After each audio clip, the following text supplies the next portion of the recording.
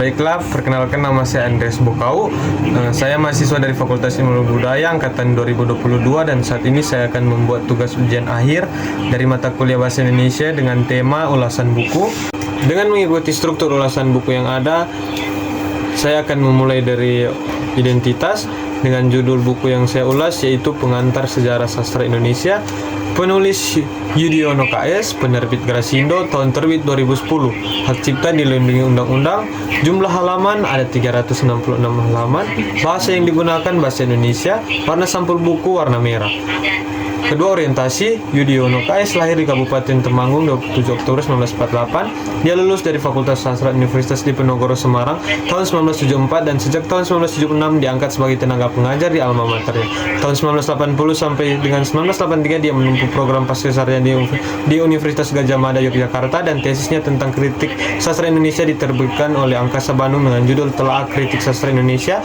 Buku-buku lainnya tercatat antara lain sebagaimana Mengarang Cerpen, Sang Pangeran, Bahasa Indonesia untuk penulisan ilmiah, Suara Orang Pinggiran, Pengantar Sejarah Sastra Indonesia, Cerita Rakyat dan Kudus.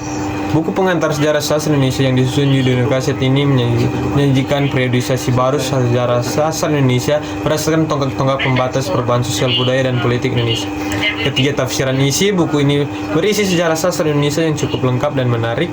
Periode penulis, penerbit, beserta karya yang menjadi tonggak sejarah sastra juga dimunculkan. Misal Surat Kepercayaan Gelanggang pada masa pergolakan, Majalah Horizon pada masa pembebasan, dan sejarah lain yang tidak tertulis. Buku ini menaruhkan periodisasi yang mencakup perkembangan sastra Indonesia pada tahun 1970-an sampai sekarang, yaitu masa pertumbuhan, masa pergolakan, masa pemapanan, dan masa pembebasan.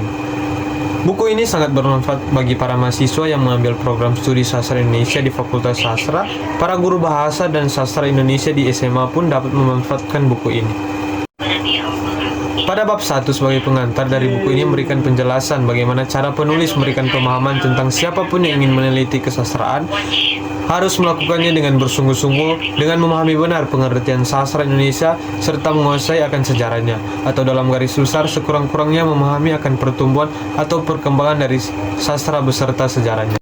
Pada bab 2 memasuki inti dari buku, yaitu sejarah sastra Indonesia yang dimulai dari pengertian dari sejarah tersebut, di mana dijelaskan kembali akan apa itu sejarah dan beberapa pandangan ahli sosial sejarah. Dan selanjutnya langsung masuk ke sejarah sastra, di mana penulis mendiskusikan tentang perkembangan dan pertumbuhan sastra suatu bangsa seperti sejarah sastra Jawa, Indonesia ataupun Inggris. Dan poin berikut dijelaskan lebih detail tentang sejarah sastra Indonesia, bagaimana perkembangan dan pertumbuhan sastra Indonesia, serta polemik-polemik yang terjadi dari beberapa tokoh serta para ahli akan tentang sejarah sastra Indonesia. Selanjutnya ialah periodisasi sejarah sastra Indonesia yang dimana akan menjelaskan tentang pemikiran-pemikiran para tokoh dan para ahli sastra dan sejarah akan tahun awal serta perkembangan dari sastra yang ada di Indonesia.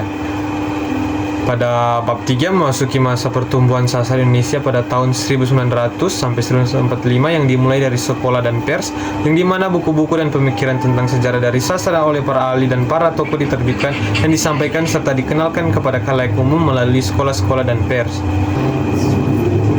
Dan selanjutnya, seiring perkembangannya waktu, maka didirikan suatu badan penerbit buku-buku yang sampai saat ini masih jalan demi menerbitkan buku-buku dari para tokoh ahli sastrawan yang ada di Indonesia, dengan nama dari badan ini ialah Balai Pustaka. Keempat, evaluasi. Kelebihan buku ini memiliki kelebihan diantaranya penulis memberikan pemahaman tentang mengenai sastra atau karya yang terpilih berupa novel yang menjadi fenomena pada tiap periodisasinya. Materi akan dikritik dan esai, melampirkan daftar buku terlarang 1996, hadiah dan penghargaan sastra yang pernah diberikan kepada penulis, daftar karya sastra Indonesia dalam bahasa asing, dan memberikan soal-soal berupa uji pemahaman setiap babnya untuk mengevaluasi apa yang telah dipelajari dan mengetahui sejauh mana pemahaman pembaca. Kelemahan dari buku ini, di dalam buku ini sebuah inovasi baru ditemui di mana penulis membuat pembabakan sastra dengan format baru yang kesemuanya berbeda dengan pembabakan waktu yang selama ini kita dengar. Selain itu, penulis juga memasukkan esai sebagai bagian dari jenis sastra yang secara tidak langsung membuka perdebatan di antara para ahli sastra sendiri, walaupun pembabakan ini dimaksudkan untuk kemudahan pengajaran dengan tetap terbuka untuk direvisi untuk masa yang akan datang. Dan terakhir ialah rangkuman evaluasi. Sejarah kesusastraan Indonesia modern lazim dibagi ke dalam beberapa periode atau babak.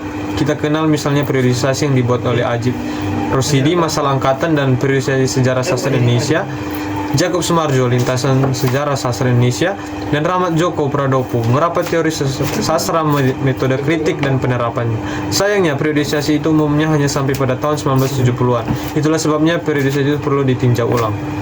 Buku pengantar sejarah sastra Indonesia yang disusun Yudhoyono KS ini menyajikan periodisasi baru sejarah sastra Indonesia berdasarkan tonggak-tonggak pembatas perubahan sosial, budaya, dan politik di Indonesia.